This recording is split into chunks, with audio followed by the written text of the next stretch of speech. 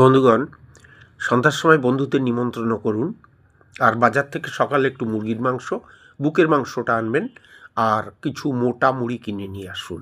তারপর ওই মাংসটাকে পিস পিস করে কেটে, যেমন কাটা হয়েছে এমনি করে কেটে ভালো করে পেঁয়াজ এবং অনেকটা রসুন বাটা দিয়ে, আদা দিয়ে, গোলমরিচ দিয়ে মেখে ম্যারিনেট করে নিন। তারপর ওটা ময়দাতে একটুখানি বেকিং সোডা দিতে পারেন।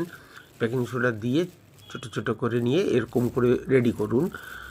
রেডি করে নিয়ে আপনি তেলের মধ্যে দিয়ে দিন, তেলের মধ্যে দিয়ে ভাজতে থাকুন।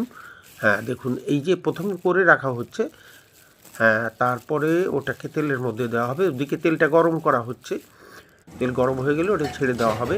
দেখুন একটা সাইড হচ্ছে, আস্তে আস্তে আস্তে অল্প আঁচ দেবেন, খুব বেশি আঁচ দেবেন না, তাহলে পুড়ে যেতে পারে। এবার পাল্টে দিন, পাল্টে দিয়ে দেখুন কি সুন্দর লালচে হয়ে উঠছে। লালচে হয়ে গেলেই আপনি এটাকে আরেকটু লালচে হবে, একটু লালচে হলে ওটাকে তুলে নিন। তুলে নিয়ে ওর পরে সাদা তিল ছড়িয়ে দিন, একটু গোলমরিচের গুঁড়ো ছড়িয়ে দিন, অপূর্ব লাগবে। বন্ধুদের নিমন্ত্রণ করুন, প্লেটে করে সাজিয়ে দিন সবার সামনে। মুড়ির সঙ্গে এই যে চিকেন গার্লিক